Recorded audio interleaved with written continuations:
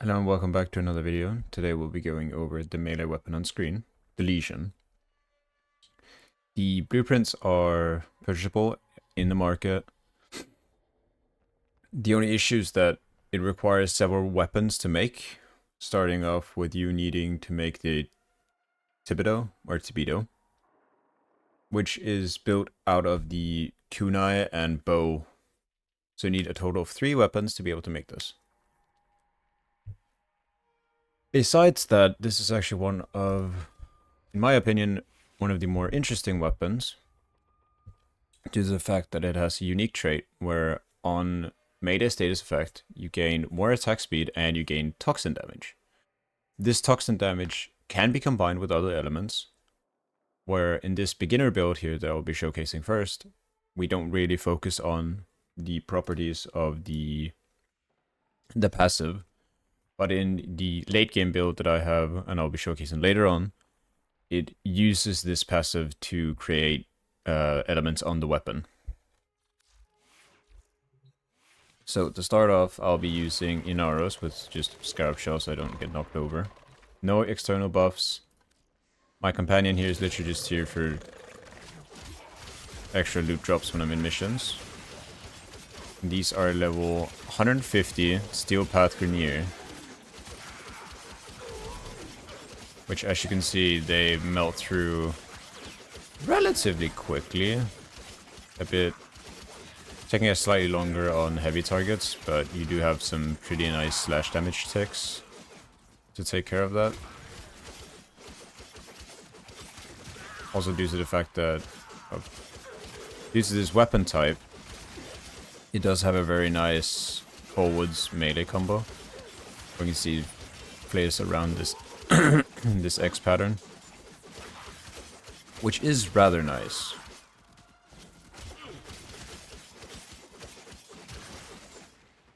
But yeah, this thing took him out relatively quickly, I would say. Now, to look at the steel or the endgame build that I have here, I am using Blood Rush combined with Melee Duplicate to get a close to 100% crit chance, so I can use this passive. That gives me an additional strike 100% of the time when it's regular crits, aka yellow crits. Then I'm stacking a bunch of status chance. I'm using here the passive to create viral, because the toxin here combines with the cold I have modded to give me viral. And then I have a bunch of extra status damage to make these slash sticks that I'm doing deal more and more damage. So I'll show it off here.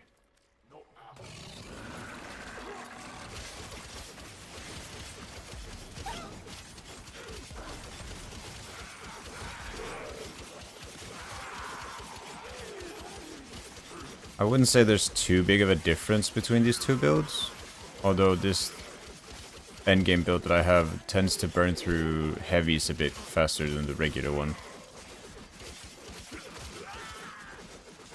And also the blocking combo on this stance is also very nice. The Shimmering Blight. You should do get this tiny little extra speed forward. But yeah, this thing can blast through majority of content that you throw at it. I'll be going into a exterminate next, and I'll show it in action in an actual mission. Alright, so for missions, I'll be looking at Adaro, because it's the highest level exterminate you can do technically against a specific faction, which in this case is going to be Grenier, because they're the tankiest. And I'll only be using Lesion. I'll be using Scarab Swarm to make myself not get knocked down. And that is the only buff I'll be using, since the rest of my build is, my Inaros build is focused on survivability for the majority. Must be practiced to truly master the canvas of war. So yeah, the only issue with the endgame build here is that it takes a bit to get started.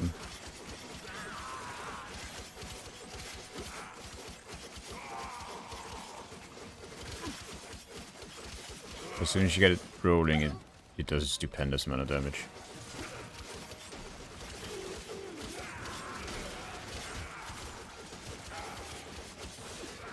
And I will say, Melee Duplicate is a very hard arcane to get a hold of. It is not necessary in the slightest. You can still make your weapon perform really well without it. I would then probably recommend swapping out Bloodlust for Pressure Point, just for more pure damage. Since you don't necessarily need Blood Rush then.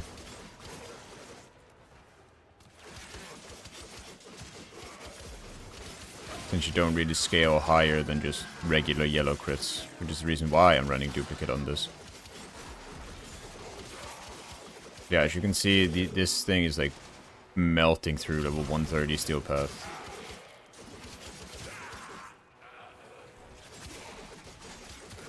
With no problem whatsoever, just going straight through them. And then if your frenzy buff falls out, it automatically gets applied again because I have so much status chance that every single melee hit will apply status. Which makes you have a constant extra damage and the extra toxin from the melee passive. But then would end up giving you this viral damage that buffs your slash as well. Yeah, like even X missions just melt under this.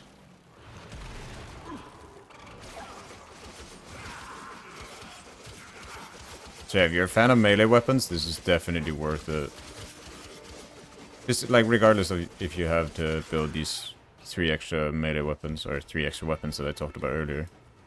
Being the kunai and bow to make the Thibodeau, and then the Thibodeau that is used to make the Lesion.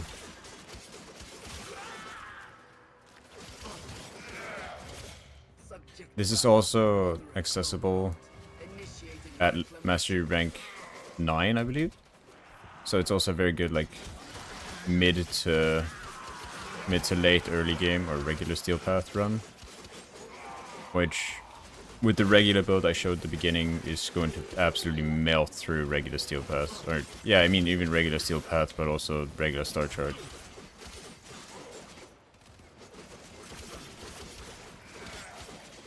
I don't think there's going to be any issues here whatsoever. Hopefully we'll get an Acolyte so I can test it out against that as well. We'll see.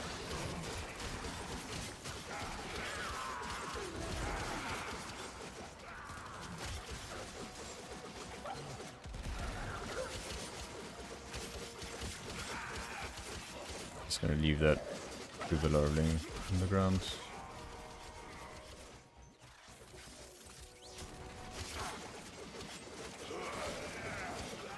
Hey, we have Malice.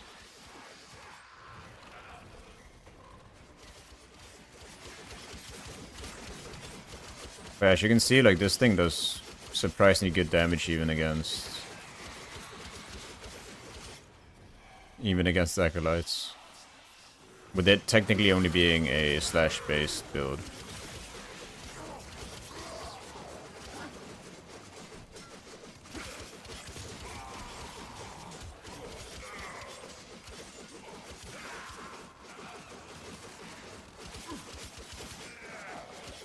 Yeah, this build absolutely deletes enemies. There's no real issue this thing is going to run into. Even if you go for higher levels than these 135s that you're seeing here. 135, 140. It would still work completely fine since it's based off slash damage. Which would work into higher levels of Steel Path just fine.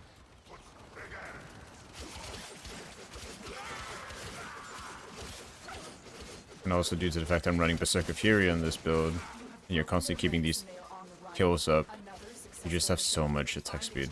I believe it's 1.9 attacks per second.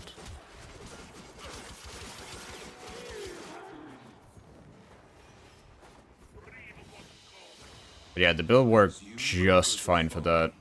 Did it in 5 minutes. No real issues here. I'll be going over the builds one last time before leaving you guys. And hopefully anyone who watches this video is going to get inspired and wants to build the weapon. It is definitely one of the more niche weapons to run, but I personally very much enjoy it. So the builds are as follow. This is my end game build. Obviously change it if you don't want to use this.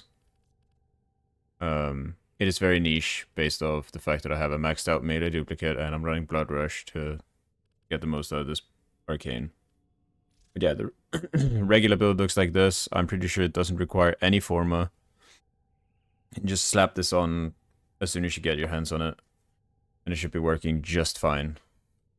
So yeah, besides that, I hope you enjoyed the video. I hope you feel inspired to go out and get the weapon, and I'll catch you guys in another video. Peace.